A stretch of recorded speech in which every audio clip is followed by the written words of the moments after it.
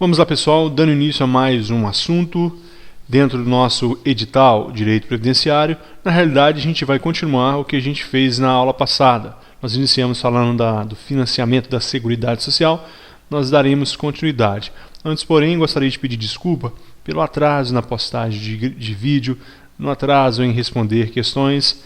Na realidade, eu tenho meu emprego de agente de segurança penitenciário. Nas horas vagas, eu venho aqui gravar vídeos. E, como todo ser humano, eu tenho família e inúmeros outros problemas, saúde, entre outros, para resolver. E eu estou numa fase um pouco conturbada, mas com Deus, aos poucos, tudo vai chegar no eixo. Então, neste período, pode ser que eu atrase em responder algumas perguntas. Meu Facebook está em stand-by, ele está desligado, justamente porque já estavam quase 2.000 contatos lá sem responder. Então eu desativei, estou respondendo exclusivamente aqui no vídeo. Então, qualquer comentário, comente abaixo e no momento que der a gente vai responder a pergunta e os comentários. Continuando, nós falamos na aula passada então de salário de contribuição, alíquota, demos uma introdução. E dentro do salário de contribuição eu dei um exemplo aqui, como se dá o salário, como é feito esse cálculo, por exemplo, para o empregado. E este aqui é um exemplo, olha, até 1.317,7, 8%, até 1.317 de 2, ou melhor, de 1.317 a 295, 9%, e acima disso 11%. E esse valor ele altera conforme muda o salário. Então o mais importante saber é a tabelinha que a gente vai entender agora. Essa tabelinha fala das contribuições de quem? Do segurado. O nosso assunto, do nosso edital, nós temos contribuições dos segurados, nós temos das empresas, nós temos de outras fontes. Então, dentro da contribuição dos segurados, aqui à esquerda no alto, nós temos a do empregado. Como que se dá, então, a contribuição do empregado para a Seguridade Social? Será, como eu falei, na base de cálculo de 8%, 9% e 11%. O empregador vai até o trabalhador e vai descontar de 8%, 9% a 11% de acordo com o salário. Precisa saber isso para a prova? Não. Por que não precisa? Porque sempre muda. O que você tem que saber é 8%, 9% são as alíquotas e a base é o salário de contribuição que a gente viu na aula passada. O responsável pelo recolhimento é o empregador. O empregador vai dar uma contrapartida de 20%, salvo no caso se ele tiver optado pelo simples, que nós veremos também. Então, portanto, a taxa a alíquota de contribuição do empregador, do patrão, é 20% e do funcionário 8%, 9% ou 11%, conforme o seu ganho, o seu salário. O trabalhador avulso, nós já vimos quem é esse trabalhador avulso nos vídeos anteriores. Como será? 8%, 9% e 11%. Qual é a base de cálculo? Salário de contribuição. E quem recolhe? Órgão gestor de mão de obra. Pessoal, nessa tabela que eu montei aqui, nós estamos resumindo inúmeras páginas da Lei 8.112, da Lei 8.113 e do Decreto 3048, além de outras leis que estão no nosso edital. Então, material amplo. Portanto, a gente está sintetizando aqui algo que a gente levaria aulas e muitas horas para debater. Então, portanto, fica mais fácil aqui. No caso do trabalhador avulso, aquele trabalhador que exerce a função de capatazia, estiva, trabalho portuário, na maioria dos casos, quem vai recolher é o órgão gestor de mão de obra, é o órgão que ali gere a mão de obra daquele trabalhador. E as alíquotas também são de 8%, 9% e 11% conforme o seu salário. E a mesma situação do empregado doméstico. Então nós temos empregado, trabalhador avulso e empregado doméstico na mesma situação. A base de cálculo é o salário de contribuição, alíquota 8%, 9% e 11%, dependendo do salário.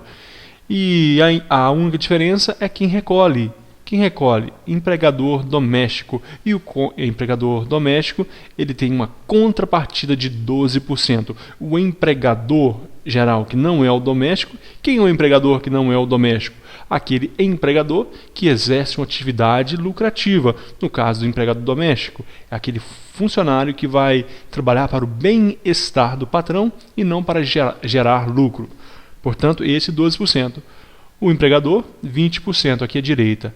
E no caso do trabalhador avulso, 20%. Então ficou tranquilo, ficou fácil a gente guardar. A única diferença aqui, nesses três, empregado, trabalhador avulso e empregado doméstico, é que no trabalhador avulso é o gestor mão de obra. No caso do empregado e do empregador, no caso do empregador e do empregador doméstico, a única diferença é o valor das alíquotas, que o empregador vai contribuir com 20% e o empregador doméstico com 12%, ok? Então essa é a única diferença. Empregado, trabalhador avulso e empregado doméstico, as mesmas situações, a única diferença está no recolhimento. Depois nós temos aqui agora o segurado especial. Segurado especial. Como será a base de cálculo da contribuição deste segurado especial? Quem é o segurado especial? Aquele lá que trabalha na zona rural, na economia familiar.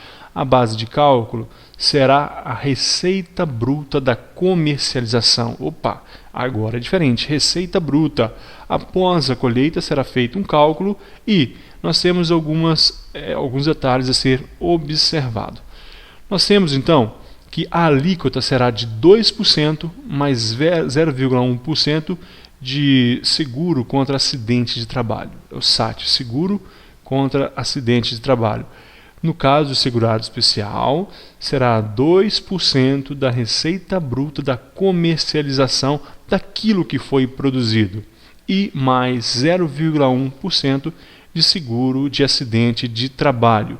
Em regra, qual é a regra? Quem adquire, paga. Quem adquire, ou melhor, quem adquire, recolhe. Aquele que compra aquele plantio, aquele cultivo, ele deve recolher e enviar à Previdência Social. Mas, por exemplo, se esse segurado especial, ele planta alface e vende na feira, aí neste caso é varejo. No caso de varejo, ele mesmo vai contribuir, ele mesmo vai recolher e vai contribuir diretamente à Previdência Social.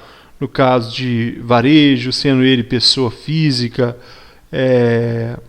então nestes casos assim, ele mesmo recolhe.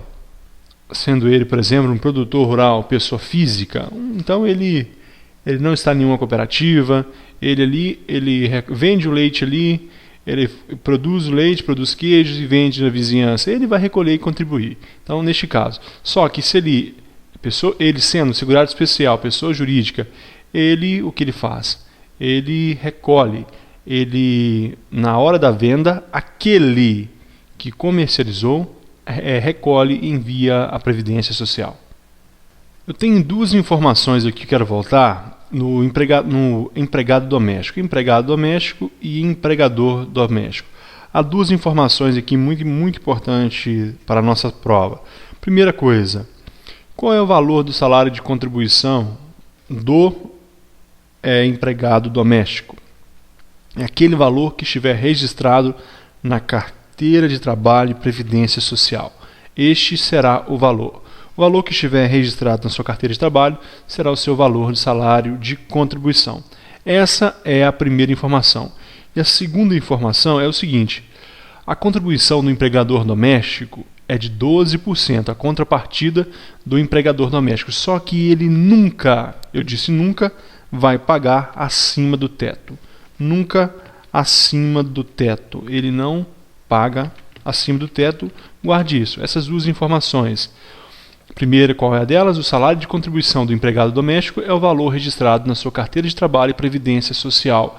E o empregador doméstico, ele contribui com 12%, mas ele não paga acima do teto da previdência social. Se o salário do empregado doméstico for tão alto a ponto de ele ultrapassar o teto, o empregador, esses 12% ultrapassar o teto, o limite será do teto da Previdência Social.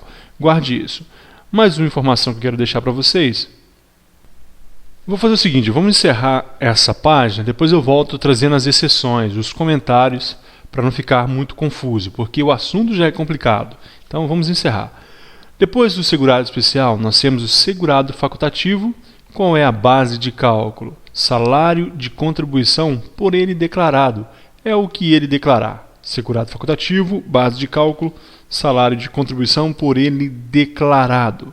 Qual é a regra? 20%. Olha, a regra é: o segurado facultativo contribui com o salário que ele declarar numa alíquota de 20%. Segurado facultativo, alíquota de 20%. Mas ele pode optar pelo plano simplificado de previdência. Plano simplificado de previdência, plano simplificado de previdência social. Neste caso, ele vai contribuir com 11%. Aí alguém vai pensar, peraí, opa, mas ele vai sempre querer contribuir por 11%.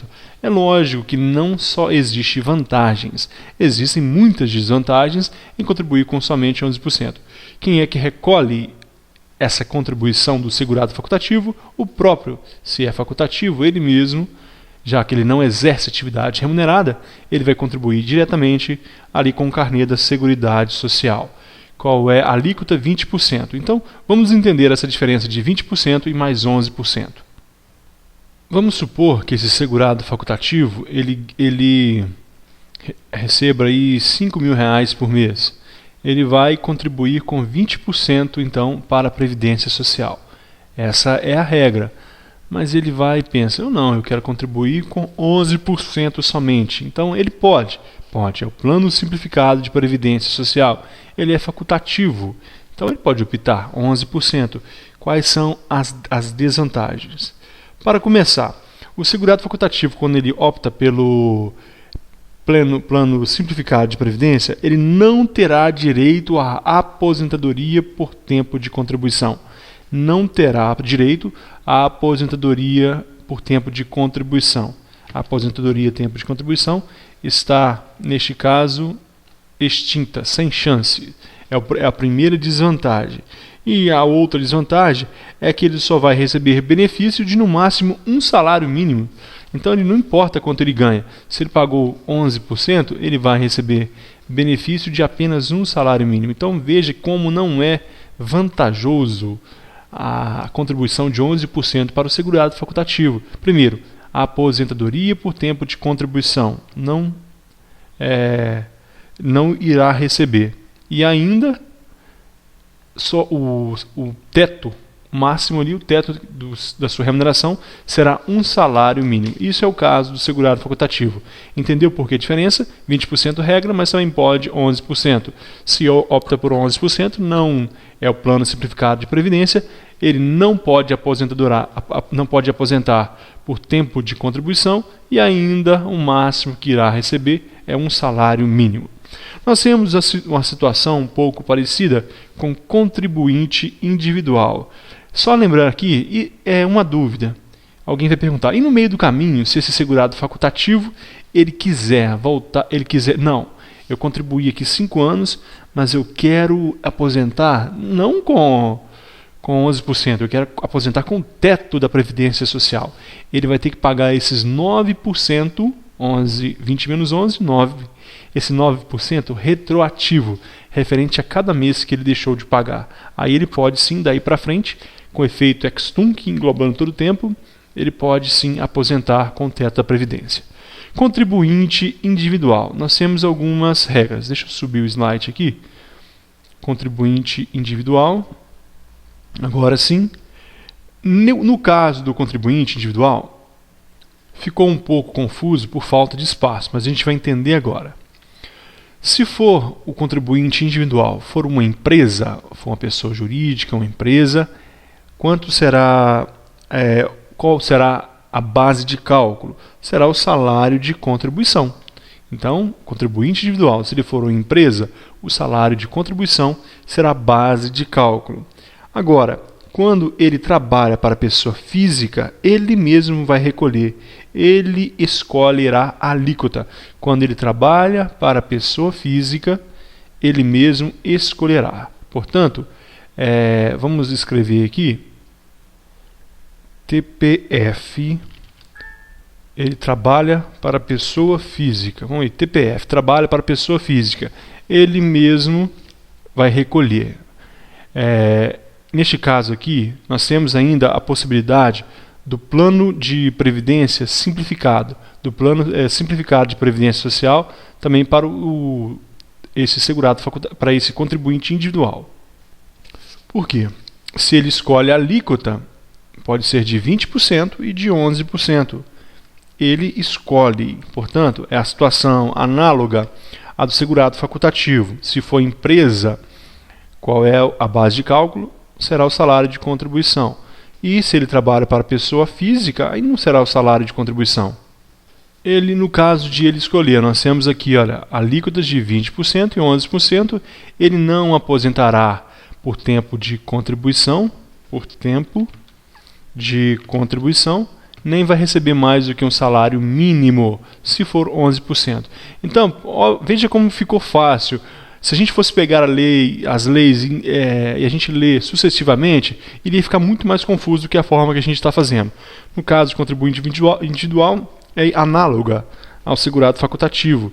20% mais 11% ou 11%, ele escolhe. No caso de escolher 11%, não aposenta por tempo de contribuição, nem recebe mais que um salário mínimo. Muito tranquilo. Quem que recebe aqui? Quem que recolhe esse valor para a Previdência Social?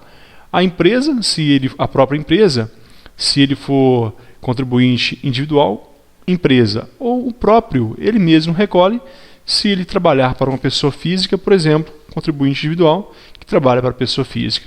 Então, neste caso aqui, ele mesmo recolhe.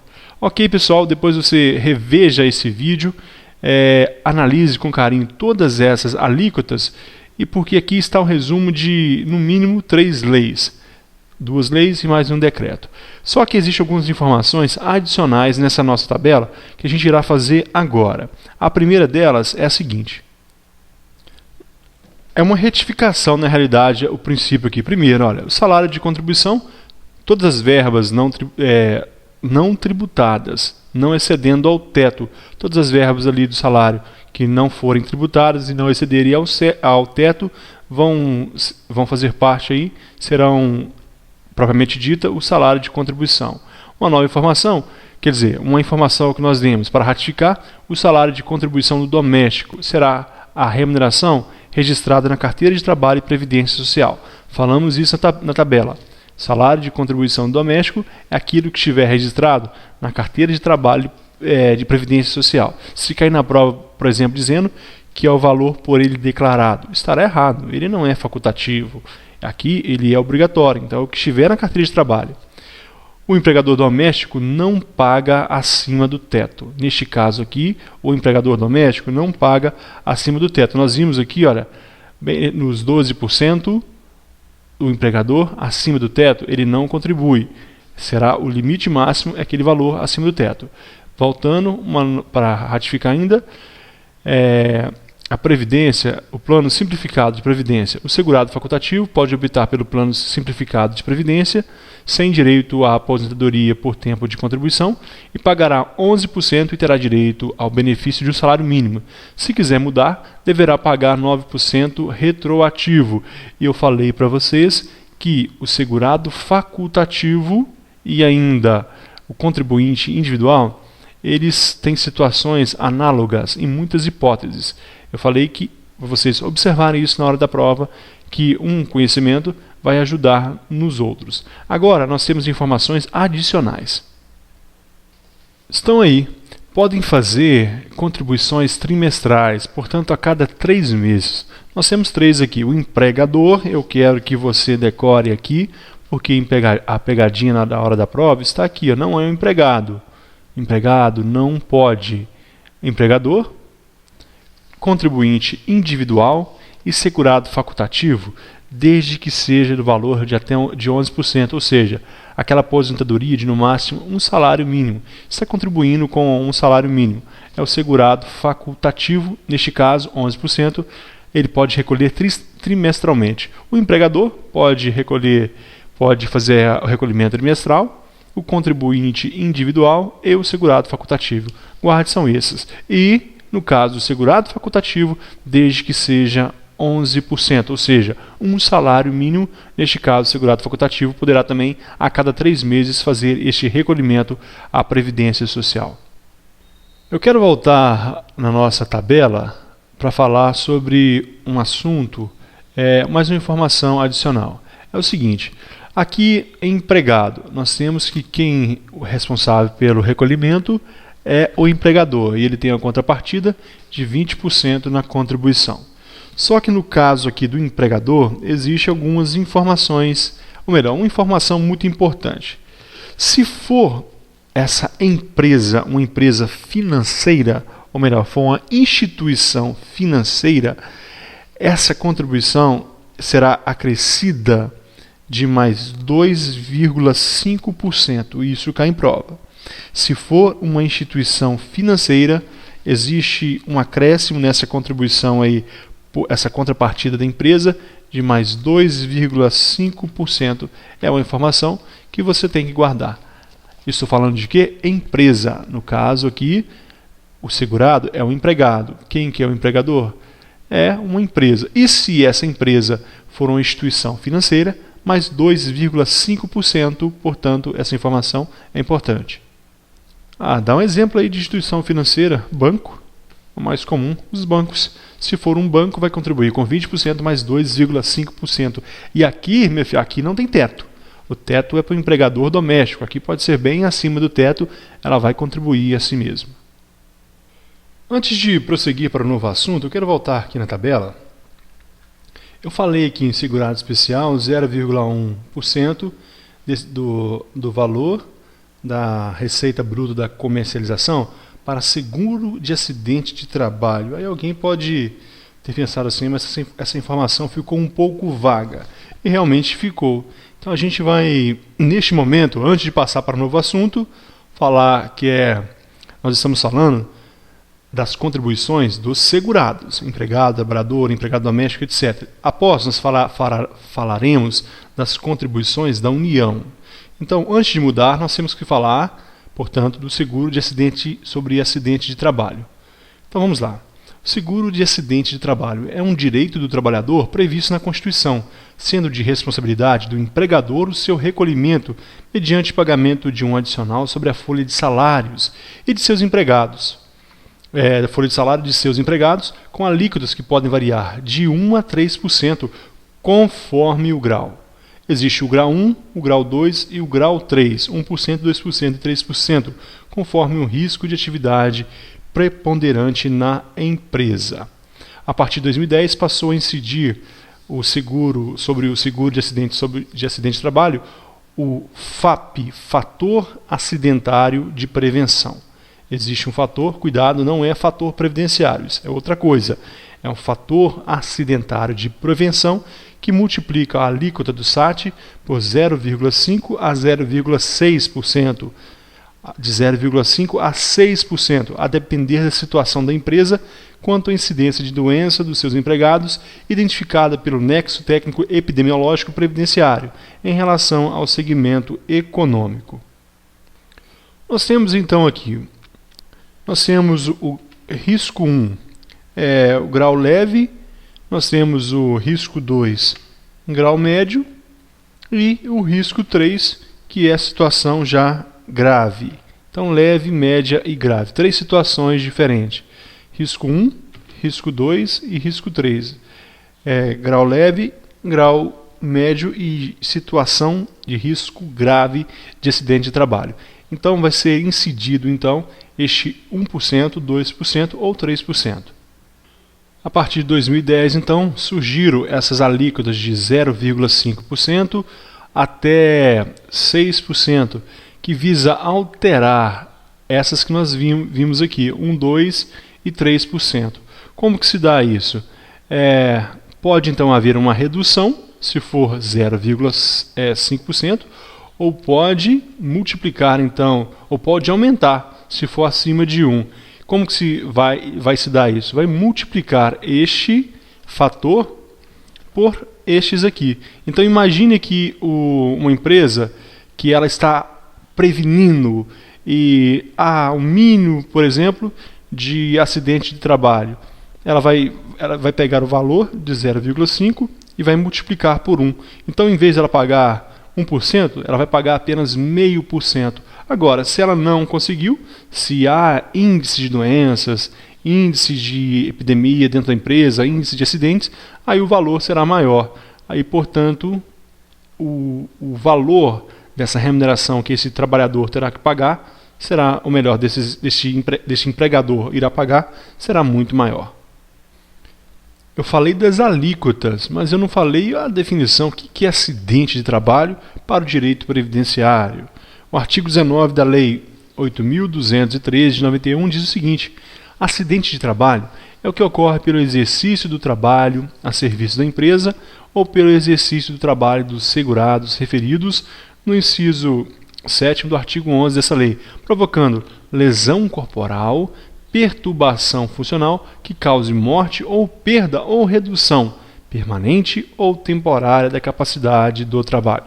Essa é a definição, portanto, é o que nós acabamos de dizer. Agora, eu falei sobre acidente de trabalho, né? Acidente de trabalho. Existe o acidente de trabalho. Esse acidente ele pode ocasionar o quê? Ele ainda é equiparado, vamos ler abaixo, por expressão de determinação legal, as doenças profissionais ou ocupacionais equiparam-se a acidente de trabalho. É isso que eu queria dizer. O acidente de trabalho ele está equiparado a doenças profissionais e a doenças do trabalho. O conceito dessas encontra-se nos incisos 20 da Lei 8.213/91. Eu vou resumir, para não ficar amplo. Doença do trabalho é aquela que está relacionada direta ou indiretamente ao local de trabalho, ao ambiente. Doença profissional é aquela peculiar ao trabalho. Quando nós lemos ocupacionais, é sinônimo de doença do trabalho. Doença do trabalho é sinônimo de doença de ocupacional. E aqui nós temos profissional. Então, doença profissional e doença do trabalho. Cai mais assim do que ocupacional. Qual a diferença? Profissional, ela começa com P, de peculiar. Doença profissional começa com P de peculiar. O que é isso? O que é peculiar a um digitador? Doenças no punho, na mão, lesão por esforço repetitivo. A DORT, doença ocupacional relacionada ao trabalho. DORT-LE.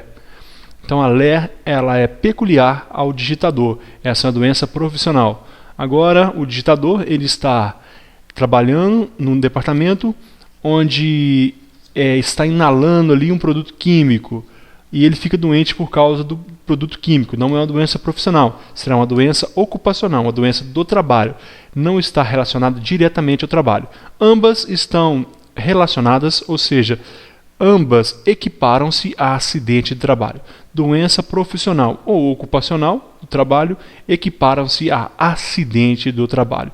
Vimos então acidente do trabalho, vimos aqui que existe o fator acidentário de prevenção. Nós falamos que o seguro por acidente de trabalho é de 1, 2 ou 3%, conforme o grau de preponderância, o grau de risco de determinada empresa. E vimos que a partir de 2010 surgiu o fator acidentário previdenciário, fator acidentário de prevenção, que será multiplicado a este valor. Portanto, ele pode aumentar ou diminuir. Se a empresa estiver prevenindo, será menor. Ela vai receber um bônus. Se o valor for maior, de 0,5, pode ser 1, 2, 3, então o valor irá aumentar. Ok? Olhando aqui nas minhas anotações inúmeras, eu cometi um equívoco, peço desculpas. Vamos lá. 2% e não 6%. Refaça aí, se você estiver anotado, o fator acidentário de prevenção ele vai de 0,5% a 2%. Eu falei muito tempo de 0,5 a 6. Então, para gravar na sua memória, guarde o seguinte: ele pode levar a metade o valor aqui da alíquota do seguro por acidente de trabalho ou o dobro. Então, metade ou o dobro. Se for 0,5 vezes 1, vai dar meio. Se for 2 vezes 3, vai dar 6, o dobro. É metade do menor ou o dobro do maior. Metade ou o dobro. Metade ou o dobro. Então, portanto, olha, o fator acidentário de prevenção é de 0,5 a 2% e não 6%. Ok? Então aqui, pessoal, nós chegamos ao final desse vídeo. Falamos o que tinha de mais importante aqui sobre as contribuições dos segurados. E na próxima aula nós vamos falar sobre as contribuições, vamos ver aqui de quem, conforme o nosso edital, contribuições da União. Contribuição da União, conforme a Lei 8.212/91. Muito obrigado e até a próxima.